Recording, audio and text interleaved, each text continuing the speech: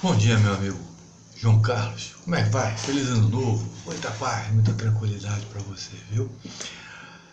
Eu tô fazendo esse vídeo porque eu tenho, em relação ao vídeo que o meu sempre passou de uma menina, tenho umas considerações a fazer. Primeiro, é que a história do Brasil, em termos de desenvolvimento industrial, começa em 1943 com Getúlio Vargas, que ele desenvolve aquele busca a Companhia Siderúrgica Nacional, que é implementada em 46, e dando base para a indústria pesada do Brasil, que não existia. Então o Brasil não tinha uma indústria, era um país agrário, praticamente agrário. Em 45, Getúlio Vargas cai, uma revolução tira ele. E aí em 50 ele volta após umas eleições e ele tem sempre um cunho muito nacionalista. E aí, em 54, ele se suicida. A carta ele diz que forças ocultas o destruíram. Em 55 é eleito Juscelino. E Juscelino faz um programa de 50 anos em 5. E realmente ele dá continuidade ao processo da Revolução Industrial Brasileira. Até o Juscelino, o Brasil importava de tudo, até caneta, não tinha nada, o Brasil não fabricava praticamente nada, ele importava tudo. E aí o Juscelino conseguiu dar esse grande avanço na tecnologia em termos de Revolução Industrial do Brasil. Não parou o desenvolvimento das estradas de ferro. Juscelino fez 540 quilômetros de vias férreas. Ao final do governo, tínhamos 37.710 quilômetros de malha ferroviária no Brasil. Aí, em 60 foi eleito Jânio Quadros, que não ficou muito tempo. Aí veio o João Goulart, que também fez um período horrível de transição, porque a partir de 63, os Estados Unidos começaram a desenvolver um projeto para impedir a eleição em 65 de Juscelino Kubitschek. E eles criaram a Operação Brother Sun. A Operação Brother Sun ela foi idealizada, financiada e implementada pelo governo americano, e a base dessa estrutura foi o militar, que passou a ser a marionete do processo norte-americano. Porque o americano, ele detestava o nacionalista, ele detesta o nacionalista, aquele que vai criar uma independência do império. Muita gente ainda tem discussão sobre imperialismo, não imperialismo. Aí vamos partir para uma conversa em relação ao imperialismo, né? O que é o imperialismo? O imperialismo dentro da história humana, ele não é ideológico, nunca foi ideológico, não há. O imperialismo ele é um objetivo único, dominação, ele tem uma disseminação. A dominação se dá para dois princípios estruturais: a se apropriar das riquezas e ao mesmo tempo escravizar o povo dominado. É a realidade. Foi assim no Império Romano, foi assim no Império Português, no Império Inglês, no Império Espanhol, no holandês. Não há na história nenhuma relação império com ideologia. Não existe. Isso é uma falácia. O Bonaparte tentou fazer o império dele. Errou a partir do momento que invadiu a Rússia. O nazista tentou fazer o império dele. Errou a partir do momento que foi brigar com a Rússia. E a partir da Segunda Guerra Mundial, o imperialismo deixou de ser inglês, passou a ser norte-americano. É uma realidade estrutural da sociedade. A história se repete. Ela tem pequenas variações, mas ela se repete sempre. A história sempre se repete. Você estuda história não para decorar, mas para entender a relação da sociedade. E o próprio Maquiavel dizia, na estrutura dele, de avaliação histórica, sociológica que ele fazia, de que o poder ele emana de 3 fontes: do povo, dos militares e do país amigo. É uma realidade. Então, o imperialismo se valia muito desse processo do país amigo. Ele se diz país amigo, mas na verdade ele sempre teve o intuito e a objetividade de dominação. E nós vivemos num momento em que as pessoas elas pensam muito que só tem duas alternativas ideológicas no mundo sobreviver, é o capitalismo e o comunismo. Na verdade, o capitalismo ele não é uma doutrina igualitária, equilibrada, equidistante. As pessoas se enganam quando consideram o grande capitalista, que são os bilionários, em igual situação com o microempresário, que é o pobre, o médio empresário, que é a classe média, e o pequeno empresário, que é a classe média, e o médio empresário, que são os milionários. Não há uma relação de igualdade. Nunca vai haver. O grande capital sempre vai ser o base de todo o processo capitalista e vai ser o grande beneficiário. Se mostra agora nesse golpe. Quem foram os grandes beneficiários desse golpe? Foram os bilionários. Não foram os milionários, não foi a classe média e muito menos o pobre. Só se deu bem nesse golpe parlamentar, tirado a Dilma, foi os bilionários. Quem ganhou 26 bilhões, quem ganhou 100 bilhões, quem ganhou 10 bilhões? Só os bilionários. A verdade é essa. O Estado de Direito, ele tenta justamente dar um equilíbrio nos desiguais, tanto em obrigações quanto em direitos. Os bilionários são capazes de fazer oligopólios, monopólios, cartéis, todas essas estruturas e acabam com os outros. Quem faz cartel não é o médio empresário. Quem faz cartel é o grande empresário. Pode se vincular a pequenos empresários como forma de simulação, mas quem são os grandes cartelistas ou oligopolistas? São os bilionários. Não tem outro jeito. A realidade é essa. Então, o Estado de Direito tem essa função.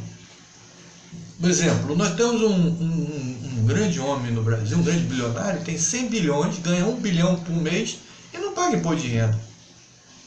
E isso contradiz a justiça social, onde no Brasil quem ganha menos paga mais imposto direto e indireto.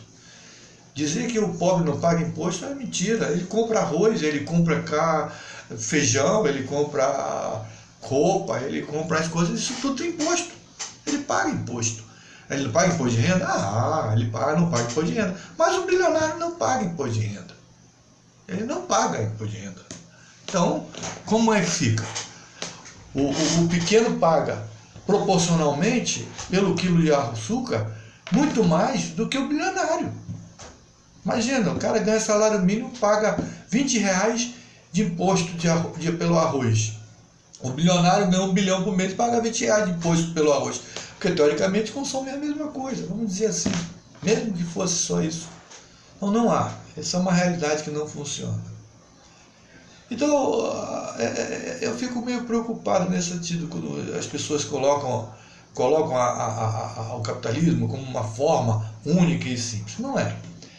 E o imperialismo norte-americano, ele tem 5 níveis de ação. O primeiro nível é o da propaganda. Ele tem um cunho interno nacionalista muito forte.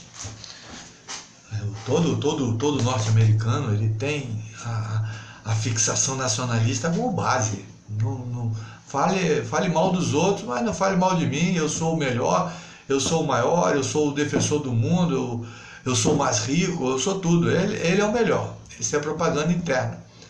E essa propaganda interna é exportada para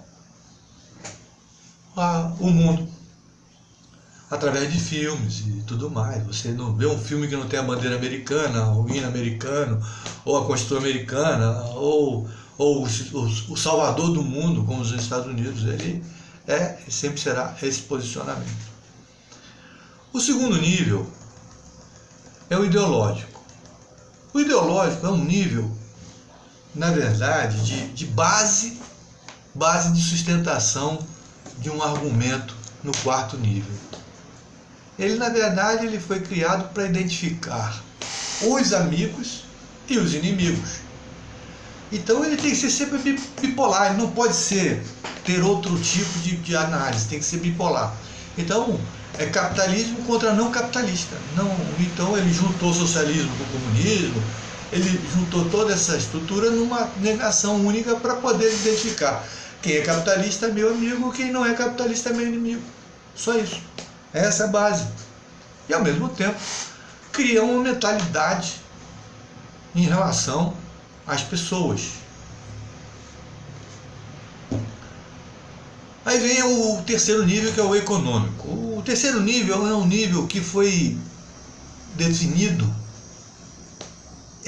eminentemente após a Segunda Guerra Mundial.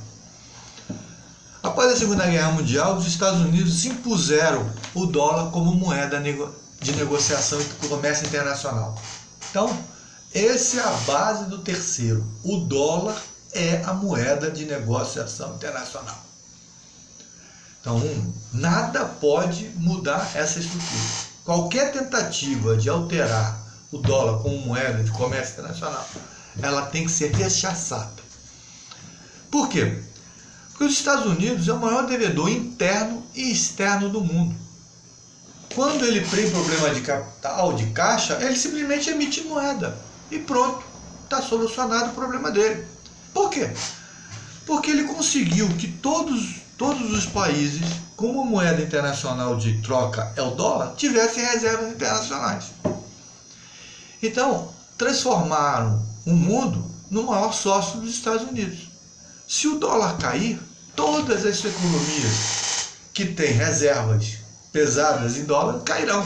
A China, o Japão, a própria Alemanha tem muito dólar. O Brasil tem 357 bilhões de dólares. A mudança da moeda, economicamente falando, pode causar o quê? Um desequilíbrio para quem vai perder mais, quem tem mais dólar. Então, o americano é sustentado por essa falácia.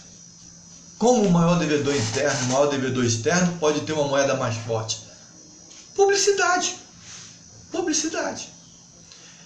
E por que o dólar beneficia os Estados Unidos? Porque, na verdade, o dólar é uma moeda e nós podemos dizer que é uma ação dos Estados Unidos.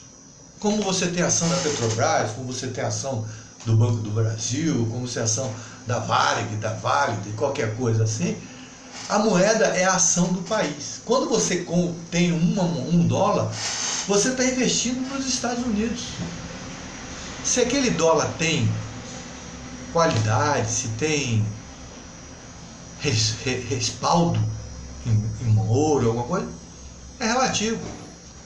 E como é uma moeda de negociação, a procura dela tem de ser maior. Por isso, a especulação é a forma de sobrevivência do dólar. Entendeu? Então, esse é um terceiro ponto, é o ponto econômico. O quarto ponto, e esse é o mais importante, é a guerrilha. Os Estados Unidos criou um sistema que ele capta simpatizantes, informantes e agentes que tenham condições de influenciar, espionar e proteger os interesses dos Estados Unidos dentro dos outros países. Esse estratagema tem como base justamente a parte ideológica. Ou seja, cria-se uma estrutura ideológica, implementa-se, ou seja, doutrina, adestra, toda uma comunidade, e assim tem os subvenientes. Quando se coloca que o capitalismo é a solução do mundo, e vende-se através de cursos nos Estados Unidos, a militares, a juízes, se capta eles como os socialistas, ou como são os grandes propagandistas do processo. E a partir daí podem cooptá-los. Assim foi criado Saddam Hussein, assim foi criado a Bin Laden. A Bin Laden também foi criado nessa fase. E foi assim que começou a estrutura da Revolução de 64 e a atual revolução que está sendo feita no país. As nossas riquezas, estão todas elas entregues. Não existe mais petróleo brasileiro. Hoje, a Petrobras deixou de ser uma empresa de prospecção e perfuração para ser somente refinaria. Ela compra o petróleo das multinacionais, mas o petróleo do pré-sal. O pré-sal hoje é nos vendido pelas empresas estrangeiras. E aí está o grande gargalo do preço da gasolina, do gás e tudo mais. Ou seja, quem define o preço dos insumos da indústria moderna, seja energético, seja petroquímica, seja tudo, são os estrangeiros.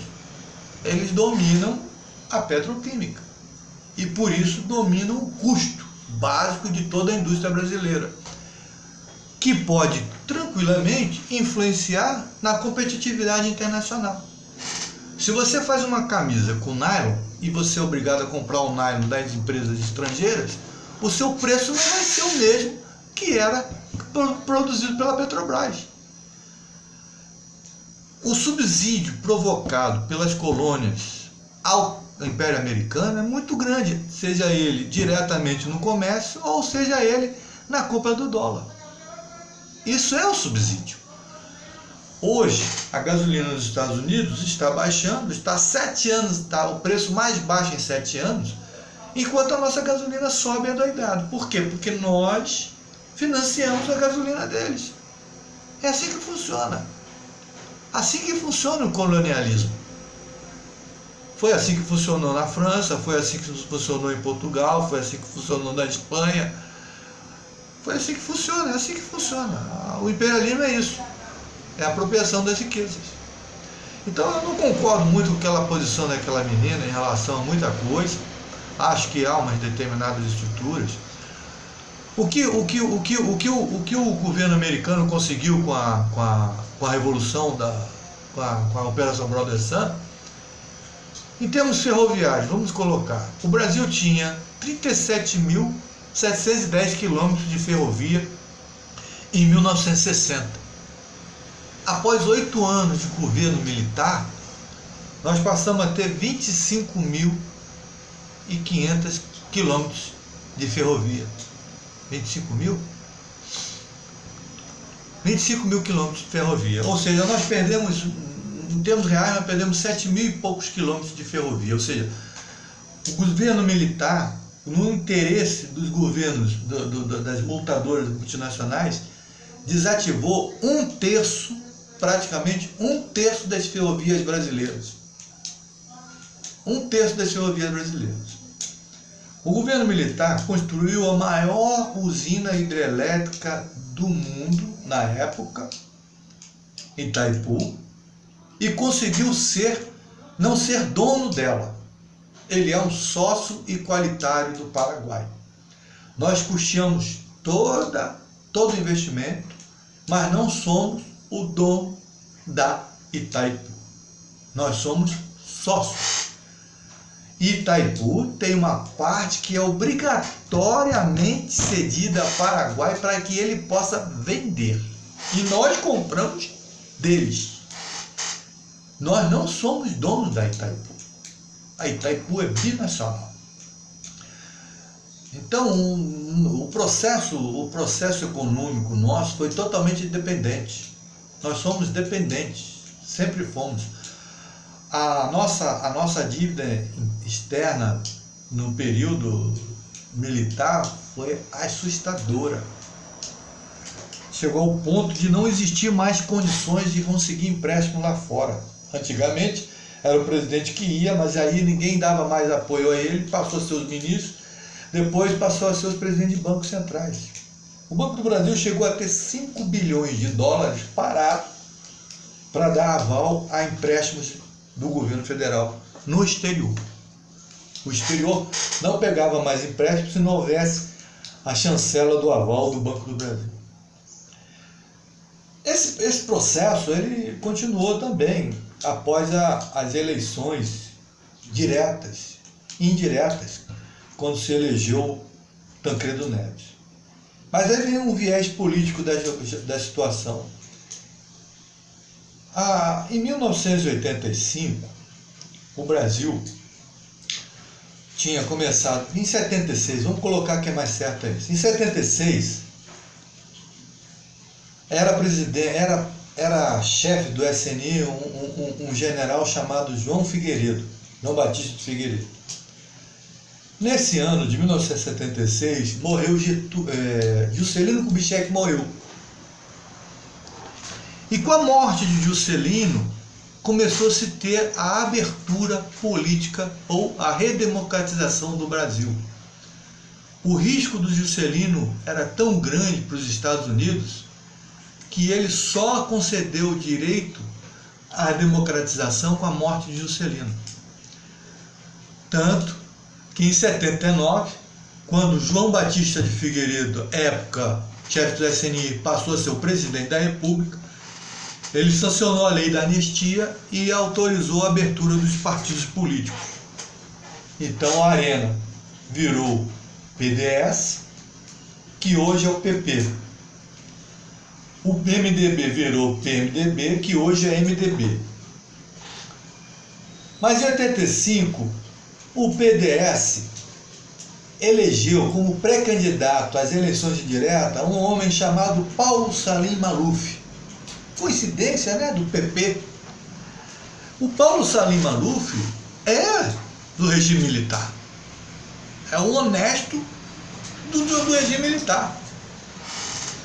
E ele foi candidato. Como ele foi candidato, uma turma do PDS se insurgiu e criou o PFL. Mas nesse interim, um homem chamado José Sarney, que era presidente do PDS, que era a Arena, se filia ao PMDB. Por quê? Porque nas eleições indiretas, Tancredo Neves só pôde concorrer quando o famoso José Sarney virou vice na chapa de Tancredo Neves. Ou seja, a chapa era do PMDB, mas tinha como vice um PDS que era José Sarney, apoiado pelo PFL. O PFL apoiou o PMDB nessas eleições. Quem ganhou as eleições? Tancredo Neves, José Sarney. Mas coincidentemente morre, não sei se matado ou morrido, Tancredo Neves. E quem é o presidente eleito pelas eleições indiretas? José Sarney, que era presidente do PDS. Ou seja, nossa eleição indireta, a última eleição indireta, foi vencedor o governo militar. Ora, tudo bem, nada contra, afinal de contas, ele estava no poder e podia fazer isso, fez. Agora, quem veio em seguida? Quem veio em seguida foi um homem chamado Fernando Collor de Mello, coincidentemente, da Arena, que estava no PRN. Mas como ele não era da Arena, era. O primeiro cargo político de Fernando Collor de Mello foi prefeito nomeado pelos militares de Maceió. Mais uma vez, nós vemos aí a continuidade dos governos militares. Porque Fernando Collor de Mello era representante direto dos militares. Só que ele fez tanta merda que, mais uma vez, mais um honesto, como José Sarney, o Maluf e Fernando Collor, são políticos militares, honestíssimos como todo governo militar. Isso é que você tem que entender dentro da história que a gente fala. E aí, como ele fez muita merda, ele é tirado em 92. O que acontece em 92, João? Em 92, morre, matado ou morrido, Ulisses Guimarães. E quem assume, porque Ulisses Guimarães era o líder do PMDB, não podemos esquecer isso. E quem assume a liderança do PMDB? Desde então, uma pessoa chamada José Sarney. o PMDB passa a ser Sarney, que era PDS, que era Arena. Pode um negócio desse? Pode. Quem é Renan Calheiros? Afilhado de José Sarney. Quem é Jucá? Afilhado de José Sarney. E todos os grandes políticos do PMDB são todos afilhados de quem? José Sarney. O que acontece nesse negócio? O Itamar, que era vice de Collor, assume. Só que como o PMDB, como sempre, um partido chamado Centrão, o maior partido de equilíbrio da governabilidade, impõe a Itamar o retorno de um homem chamado Fernando Henrique Cardoso, que era embaixador brasileiro em Washington. Traz um homem direto da Embaixada dos Estados Unidos em Washington para o Ministério da Fazenda no Brasil e cria a farsa do pai do real. Como um cara lá em Nova York, lá no Washington, podia desenvolver o Plano Real. E ele sai do Ministério da Fazenda antes da implementação do real, que é um absurdo, que quem implantou o real foi um homem chamado Recupero. Mas um homem que não participou do projeto e não implementou é considerado o pai do real. O próprio Itamar se arrependeu disso e colocou num depoimento que as pessoas podem ver como ele se arrepende da farsa do pai do real. Mas graças a essa farsa do real, Fernando Henrique Cardoso, que era do PSDB, um partido pequeno, se coliga ao PFL, que é um grande partido em termos de número de representatividade no Congresso, e tem o apoio do PMDB oficioso, não oficial, mas oficioso, do PMDB de Sarney. Ao mesmo tempo, tem a Rede Globo como grande articuladora do pai do real, que foi a grande vencedora com o Fernando Collor, quando manipulou os dados do último debate. Então, mais uma vez, a gente pode confirmar o seguinte, que em 85, os governos militares eram reais e assumidos. Em 86, eles continuaram, não assumidos, mas continuaram. Em 92, continuaram. Em 96, continuaram. E em 98 e 94, 98, eles continuaram. Ou seja, o governo militar continuou no país até Fernando Henrique Cardoso. Direta ou indiretamente, eles continuaram no país. Como Fernando Henrique Cardoso quebrou literalmente o Brasil, não tenham dúvidas, a inflação era 12%, o desemprego era 12%, o nível de falência era 25%, o PIB estava em 608 bilhões de dólares, e nossa reserva era de 15 bilhões, 37 bilhões, que comprometidas totalmente com o pagamento de juros. O próprio Armínio Fraga, que representava o Ministério da Fazenda, em debate com Guido Mantega, afirmou que naquela época ninguém comprava 1 centavo do título brasileiro. Nossa dívida era toda dolarizada. Nós éramos todos dolarizados. Nós tivemos, na época do Sarney, o mesmo processo que tem a Venezuela. Nós faltava comida, nós faltávamos tudo. Nós chegamos a ser caloteiros no Sarney. Aí criaram o cruzado para reverter o processo. Mas também chegamos em Fernando Henrique quase ao calote. Tivemos o chamado Setembro Negro. Se o FMI não tivesse nos emprestado o valor dos juros, o Brasil teria quebrado efetivamente. Era o chamado Setembro Negro. E aí, nesse momento, eles transferem o governo para o Lula. Um analfabeto, um metalúrgico, que iria ser o responsável pela quebra do Brasil. E assim, a esquerda nunca teria possibilidade dentro desse país. Só que, por um milagre, o Lula reverteu o processo. Esse é o grande gargalo do processo. O Lula reverteu o processo. O Lula criou 22 milhões de emprego, carteira assinada, sem perder de direito. O Lula pagou o FMI. Pela primeira vez na vida, o Brasil emprestou dinheiro ao FMI. O risco Brasil, que estava em 77 mil, foi ao índice mais baixo e deu grande investimento internacional. As nossas exportações deixaram de ser centralizadas aos Estados Unidos. Investiu 20 bilhões em petróleo na pesquisa e desenvolvimento por ano, na pesquisa e desenvolvimento de prospecção, perfuração, prospecção do pré-sal. Dobrou a capacidade de produção de petróleo brasileira. Criou um montão de estrutura e isso assustou os Estados Unidos, mais uma vez, como assustou com Juscelino Kubitschek. Então, em 2013, o vice-presidente dos Estados Unidos, em maio de 2013, o vice-presidente dos Estados Unidos esteve aqui no Brasil e foi conversar com Lula e Dilma, com a Dilma, principalmente a Dilma, para alterar a lei do pré-sal, a partilha do pré-sal. E a Dilma disse não, o pré-sal é nosso e nós vamos ficar com ele.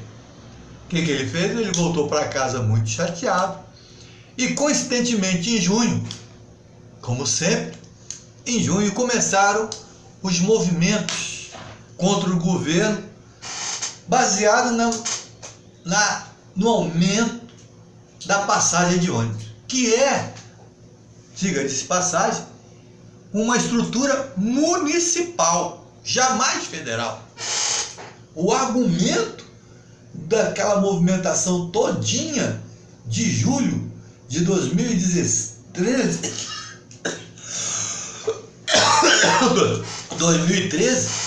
era um argumento municipal, não era argumento federal. Mas, como você sabe, um processo desse tamanho tem que ter um engajamento muito grande da mídia. A mídia assumiu a postura de que era um processo federal. E aí começou-se o processo da Revolução Brasileira, que não sei qual vai ser o nome, porque naquele episódio de 64, os documentos foram liberados somente em setembro de 75 ou setembro de 76, porque os documentos dos Estados Unidos eles são liberados após alguns anos, dependendo do grau de risco para o país. Existe um risco secreto, então tem determinados tempos. Essa documentação de 64 foi liberada em 76. O Brasil sabe da Operação Brother Sun, não por papo, mas por documentação. E essa documentação desse processo atual vai demorar muito a chegar, a termos acesso, se tivermos acesso, porque o americano aprendeu com a Brother Sun que não pode liberar essa documentação mais.